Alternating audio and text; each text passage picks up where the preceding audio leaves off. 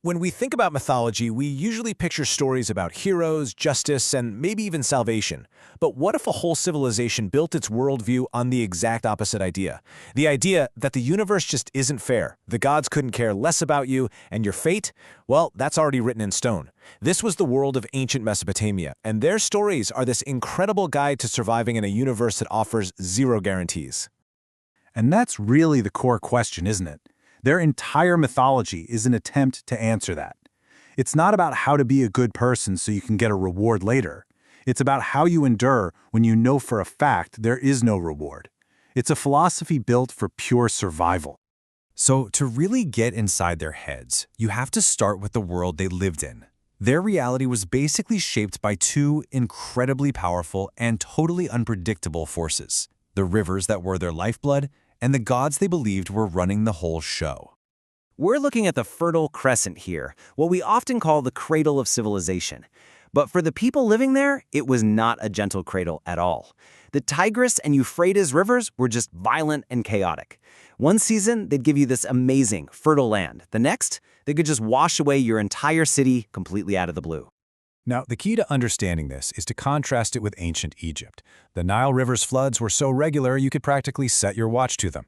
And that created a belief in cosmic order, in stability. But for the Mesopotamians, life was a constant struggle against chaos. This feeling that everything you've built could be gone in an instant, it was just baked into their entire way of thinking about the world. So who was supposedly in charge of this messy, chaotic world?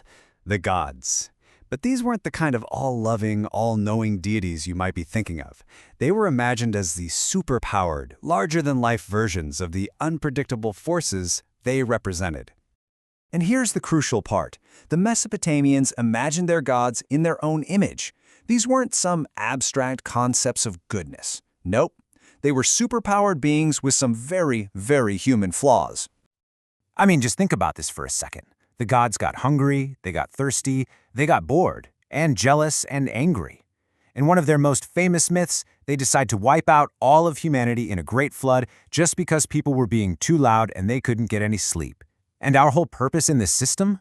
We were created to be their servants, to do all the work, bring them food and drink, and basically keep them happy. Your entire existence depended on the mood of a divine landlord who might kick you out for literally no reason at all.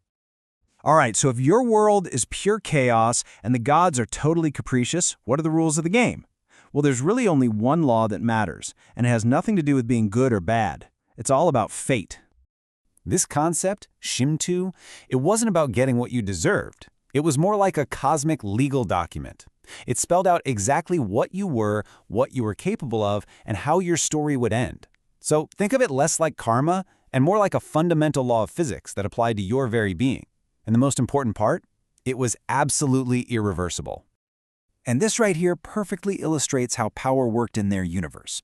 The ultimate symbol of authority was this thing called the Tablet of Destinies. It fixed everyone's fate. But it wasn't given out based on justice or wisdom. It was won in a fight.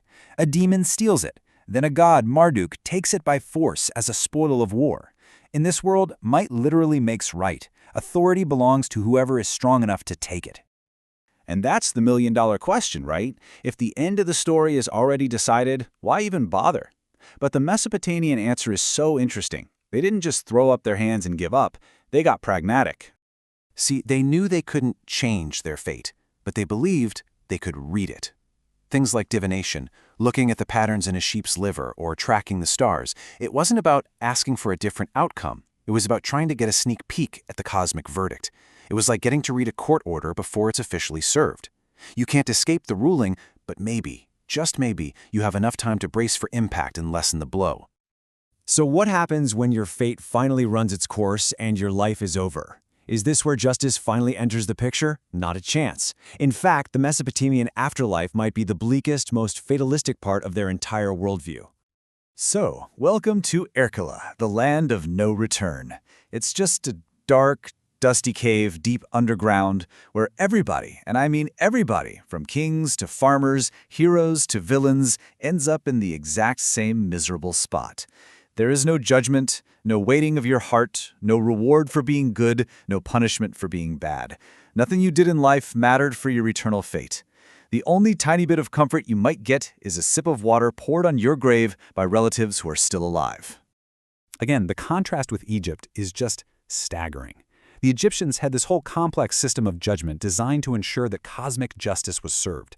The Mesopotamians, they had equality in misery. Death was the ultimate equalizer, and it was brutal. An outlook like that completely changes what it means to be alive. So when you're faced with this reality, capricious gods, an unchangeable fate, and a truly awful afterlife, how do you even respond? Well, the greatest story they ever told, the Epic of Gilgamesh, is all about one man's rebellion against this exact system. Gilgamesh is a king, a hero. He's even two-thirds divine. He seems like he's above it all. But then his best friend, Enkidu, gets sick and dies, and Gilgamesh is completely shattered. He's not just mourning his friend, he's seeing his own reflection. For the first time, he is forced to face that one-third of him that is human, the part that has to die. I mean, you can just feel the raw existential terror in those words. This isn't just grief. This is a primal fear of being erased. And so, he rebels. He decides he's going to do the one thing no human has ever done.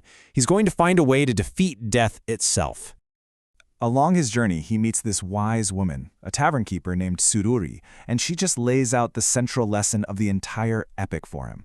She tells him, basically, your quest is pointless, the gods set the rules, life is for them, death is for us. She tells him to go home, enjoy a good meal, love his family, and just accept his humanity. It's the ultimate wisdom of survival. But Gilgamesh, he's not ready to hear it yet. He keeps going. And of course, Gilgamesh fails. He finds the one human who is granted immortality, only to learn it was a total one-off deal. He even finds a magical plant that can restore youth, but a snake steals it from him while he's taking a bath. He returns home with absolutely nothing, and it's in that moment of total, crushing failure that he finally finds real wisdom. He began his journey as this man, completely obsessed with saving his own skin, trying to escape the fate of every other human being through this desperate, selfish quest. But he comes back a true king. As he gets closer to his city, Uruk, he looks at these massive, incredible walls that he himself had built, and it hits him. He's gonna die. His body will turn to dust.